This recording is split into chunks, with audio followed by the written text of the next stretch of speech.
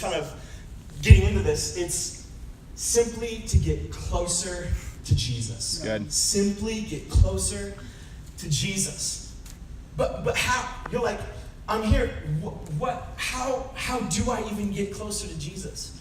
I think one of the things is, how can we hear God if we don't even take the time to listen to what God is saying to us? I think sometimes we get so caught up in what this world has to offer, we just get distracted with God, and we just completely forget. We're like, okay, he's not there. Wow. And but it's just getting closer to Jesus. But how do we do that? How do we get closer to Jesus in the hardest moments of life? When someone questions our faith, or when someone comes in and they're like, maybe a challenge arises. How do we not hide the light God has placed on the inside of us? I think there are 3 things tonight that will help us figure out what those are. Figure out how not to hide the light that God has placed on the inside of us. My first point tonight is grow your roots into Jesus. Grow your roots into Jesus. Write that down if you're taking notes. First of all, what is our foundation? Like, what are roots? First of all, dude. Woo, I lost that. What are roots, and how do we even grow them down into Jesus? Like, dude, what are you saying? Turn with me to 1 Corinthians 3:11. It says, "For no one can lay any foundation other than the one we already have."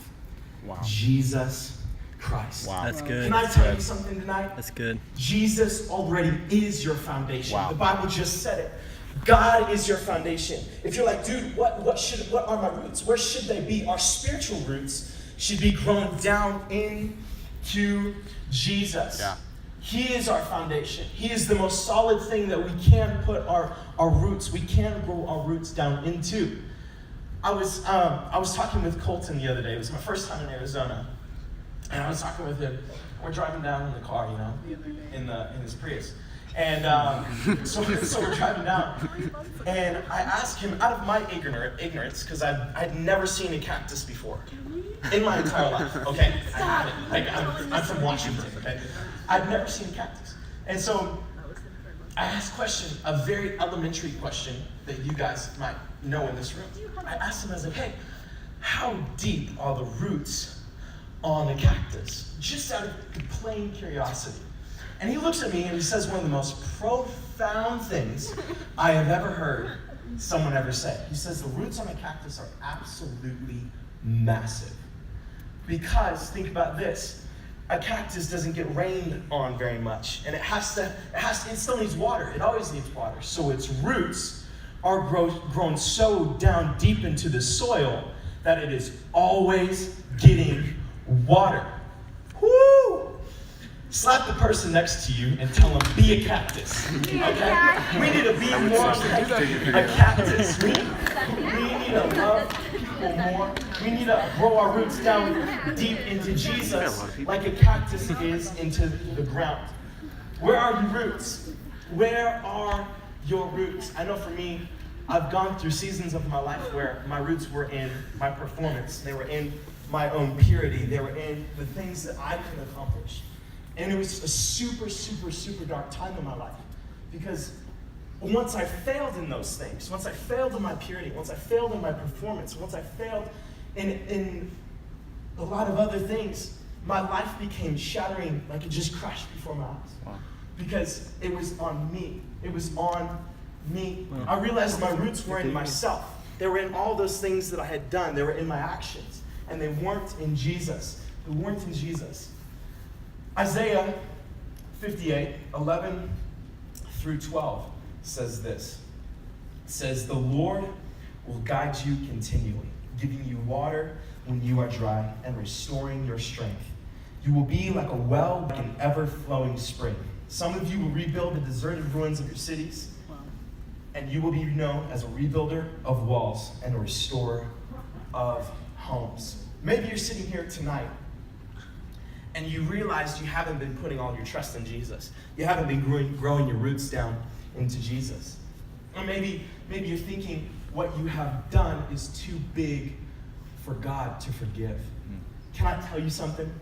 There is not one thing that you can do that God does not know that you already will do. God already forgave you. He died on the cross for you. Yeah. I don't care how many times we say that. It is the one thing that changes our entire life. Yeah, Us good. as Jesus followers, Jesus dying on the cross for us. That is so important, okay? It is literally, we just need to realize that God has died for all the sins that we will ever commit. Don't ever think to yourself, what I've done is too big for God to forgive. Yeah. God has already forgiven it. Yeah. That's It's good. gonna carry Come on. on. Come on. Amen. The Holy Spirit tonight. It's going to be good. And maybe even you're sitting here tonight and you're thinking to yourself, you're like, dude, I felt an attack on my life. I felt like something's trying to get me. Something's attacking me. And maybe that is for you, maybe that's depression. Those are real things. Maybe that's your anxiety or your insecurity. Maybe you've just gone through a complete feeling of worthlessness. But can I tell you something? I feel like God is telling me to tell you to just grow your roots down into Jesus. Just grow your roots down into Him. Everything will fall when we turn our eyes on Jesus. Nothing compares to when we get our focus put on Jesus.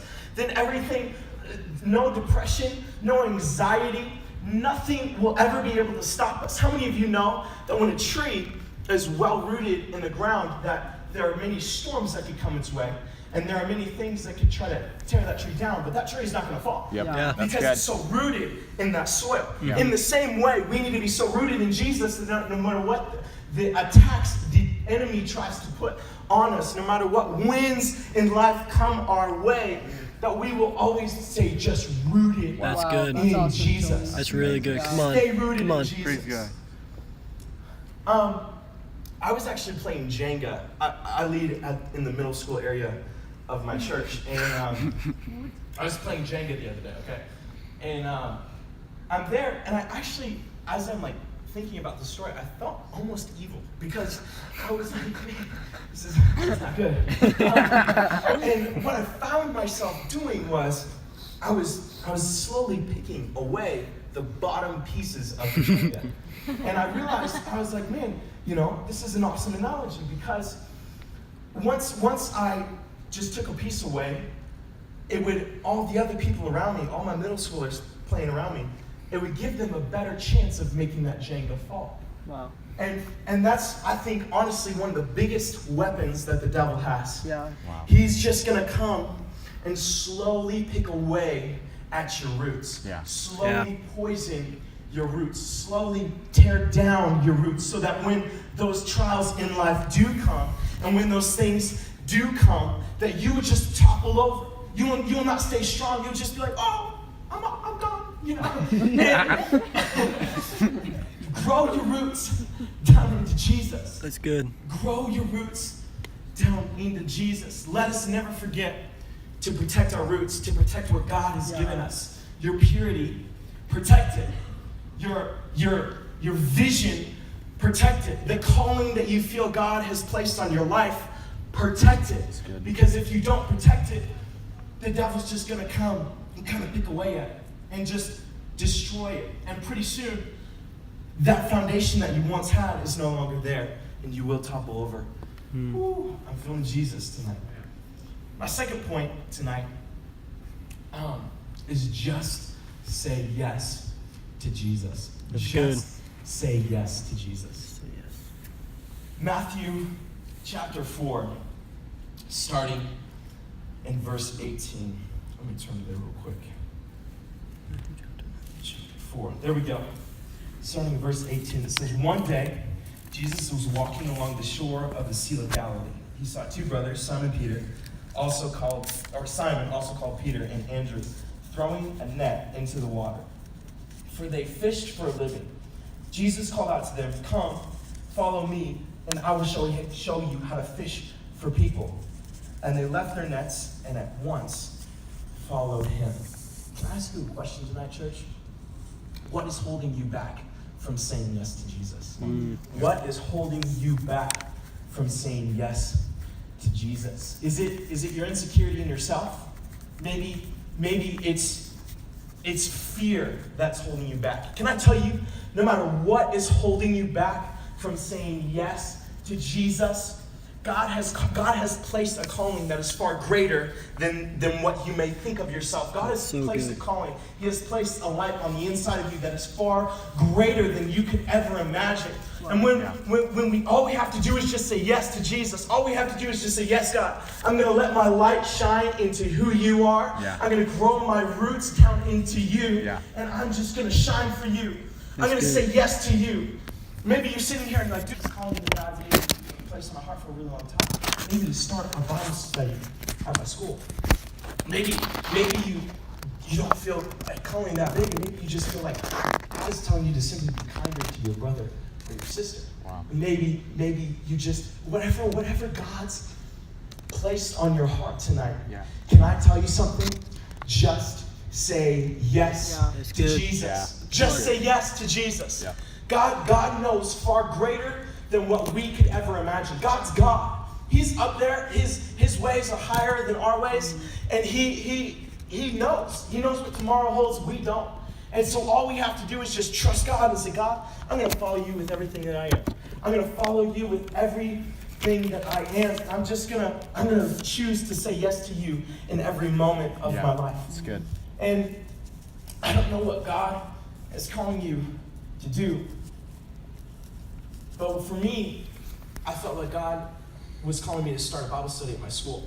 Many of you don't know this, but I'm 17. And so I was 16 about a year ago. And